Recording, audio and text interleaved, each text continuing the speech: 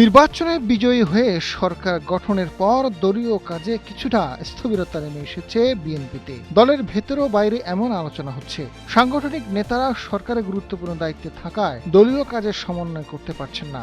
ফলে সাংগঠনিক কাজ ঝিমিয়ে পড়ার বিষয়টি দলীয় হাইকমান্ডও উপলব্ধি করতে পারছেন। এমন পরিস্থিতিতে জনমনের প্রশ্ন, বিএনপির সাংগঠনিক নেতারা সরকারে থাকায় দল গোছাচ্ছে কারা?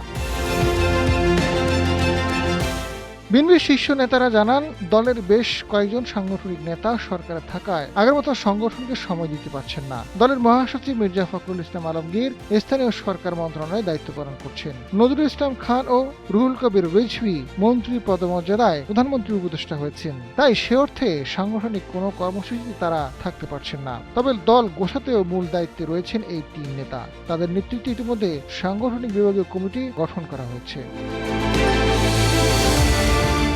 নেতারা বলছেন, শীঘ্রই দলীয় নানা কর্মসূচি আসছে। সম্প্রতি বিএনপির বিভিন্ন শাখা, অঙ্গ ও সহযোগী সংগঠনের সভাপতি, সাধারণ সম্পাদকদের নিয়ে বৈঠক করেছেন দলের চেয়ারম্যান ও প্রধানমন্ত্রী তারেক রহমান। দলীয় কাজকে গতিশীল করতে এই বৈঠক হয়েছে বলে জানা গেছে। ঢাকা মহানগর দক্ষিণ বিএনপির সদস্য সচিব তানভীর আহমেদ রবিন জানান, মাঠ পর্যায়ে অনেক নেতাকর্মী অলস সময় কাটাচ্ছেন। তবে সাংগঠনিক কার্যক্রম জোরদার ও নেতাকর্মীদের উজ্জীবিত করতে শীঘ্রই নতুন কর্মসূচির ঘোষণার তাগিদ দেওয়া হয়েছে।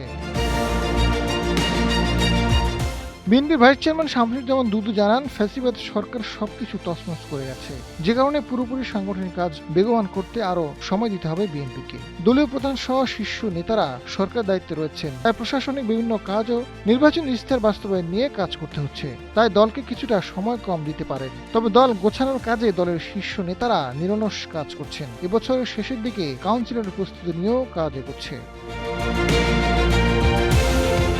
রাজনৈতিক বিশ্লেষক ও লেখক মহিউদ্দিন আহমেদ জানান, সাংগঠনিক নেতারা সরকারে থাকলে দলীয় কাজে সেভাবে সময় দিতে পারেন না। সেক্ষেত্রে তৃণমূলের সঙ্গে শীর্ষ পর্যায়ে নেতাদের এক ধরনের দূরত্ব তৈরি হতে পারে।